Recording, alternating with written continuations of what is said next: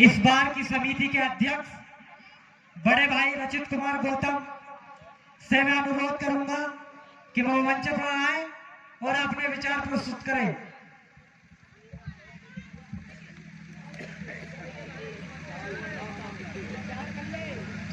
आदरणीय आज की हमारी अध्यक्षता कर रहे राम सिंह आजाद और समस्त ग्रामवासियों को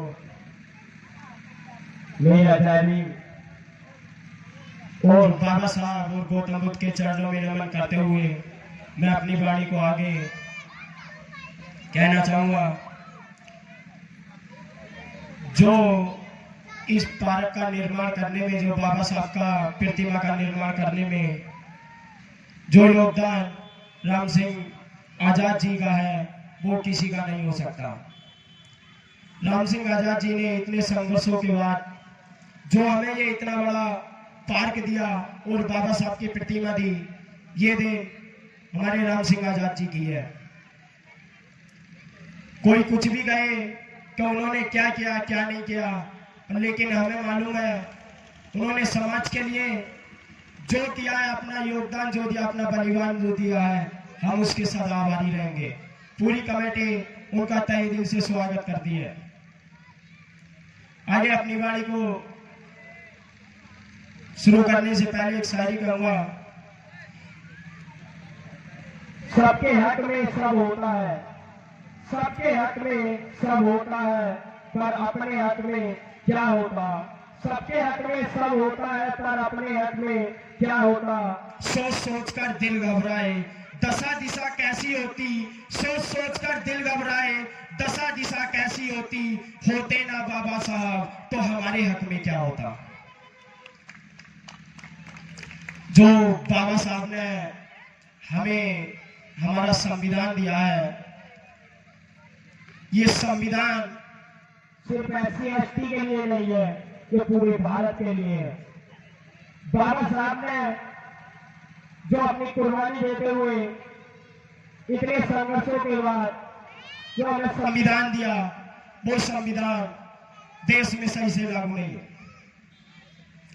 बाबा साहब ने कहा था तो मैं ये संविधान तो बना रहा हूं, लेकिन अगर इस संविधान का उपयोग न हुआ तो जलाने वाला सबसे पहला व्यक्ति मैं खुद होऊंगा।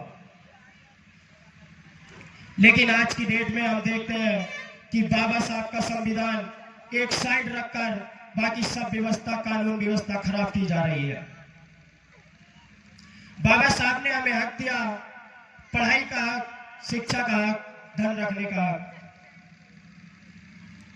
बाबा साहब को अधिकतर लोग दलितों के मसीहा और दलितों के नेता के नाम से जानते हैं, लेकिन आपको याद होगा उन्होंने सिर्फ दलितों के लिए नहीं, नारी के हक के लिए, मजदूरों के हक के लिए, दबे कुचले समाज के लिए, सभी के लिए उन्होंने आवाज उठाई और उन्हें हक दिलाया।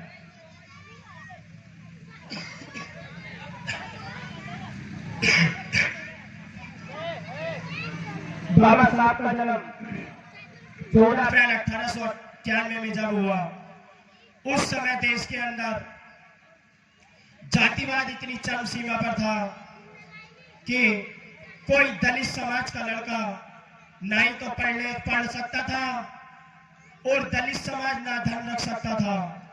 हमें हक नहीं था पढ़ने का, लिखने का और धन रखने का। उस समय उस व्यवस्था को बाबा साहब ने समझा, लेकिन वो हार नहीं माने, बढ़ते चले गए, अपने समाज के लिए कुछ करने की सोची। उन्होंने कह दिया मैं अपनी पूरी जिंदगी अपने समाज के लिए दान कर दूंगा। मुझे ना किसी की कुछ पार्टी से मतलब, ना किसी पद से मतलब। अगर मुझे करना है, कुछ काम करना है तो अपने समाज के लिए करना है।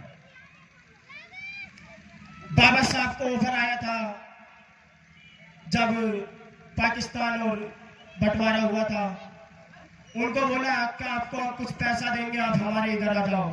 बाबा साहब ने बोला नहीं, हम ये नहीं कर सकते, हमें अगर काम करना है तो देश के अंदर रहकर अपने समाज के लिए काम करना है। जितना संघर्ष बाबा साहब ने अपने जीवन में करा, आज की डेट में हम देखते हैं कि हमारे जो युवा साथी है वो सब उनके संघर्ष को भूलते जा रहे हैं। जो हमारे आने वाली जनरेशन है, हम उनको यही कहना चाहेंगे कि जो आदमी अपना इतिहास नहीं पढ़ सकता वो कभी भी अपना इतिहास नहीं लिख सकता। जो इतिहास पढ़ना जानता है वही इतिहास लिखना जानता है। तो अपना इतिहास पढ़ो, समझो, जानो कि हमें क्या अधिकार मिले, क्या अधिकार हमारे हैं, किस अधिकार पर हमें बात करनी है और क्या अधिकार हमें नहीं दिए जा रहे। कि पेन और किताब तो दूर की बात है, पेन और किताब तो दूर की बात है, हाथ में गिलास भी लेता हूं तो सोचता हूं कि हाथ में गिलास भी लेता हूं तो सोचता हूं अगर बाबा साहब की ना होते तो ये भी ना होता। आज की डेट में जो हमारे हाथ में पेन है ये बाबा साहब की देन है। हमें पढ़ने का अधिकार नहीं था, बाबा साहब ने जो हमें अधिकार दिया उस अधिकार को हम सही से उपयोग नहीं करते, सही से नहीं लिखते। आज की डेट में जो हम हमारे गांव का इलेक्शन हो, ऊपर कोई भी इलेक्शन हो, विधानसभा हो, कोई सा भी इलेक्शन हो, उसको हम सिर्फ काय में बुला देते हैं, मात्र एक पौगे में। हमको उसको समझना होगा कि हमारा वोट, हमारी कितनी पावर है उस वोट की, उस वोट का हमें उपयोग कैसे करना है, किसको देना है। अगर आप एक मैं उदाहरण गांव की प्रधानी से ही दूंगा कि अगर जो प्रधानी का इलेक्शन होते हैं, कोई भी मेंबर खड़े होते हैं, वो अगर पहले ही 5-6 लाख रुपए अपनी जेब से खर्च कर देगा तो आपके लिए क्या वो काम करवाएगा? क्या आपके लिए काम करवाएगा वो? क्योंकि उसने पहले से ही इतना पैसा खर्च कर चुका है तो पहले अपना पैसा जोड़ेगा।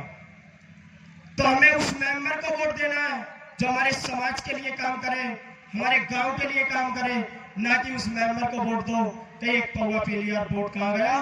पौवा वाले के पास। तो जो वोट की पावर है वो पावर समझनी होगी हमें जो शिक्षा दिलाए, हमें जो रोजगार दे, जो हमें कपड़ा दे, मकान दे, हमें उसको वोट करना है। तो अपनी गाड़ी को विराम देते हुए मैं आज के जय हिंद जय भारत।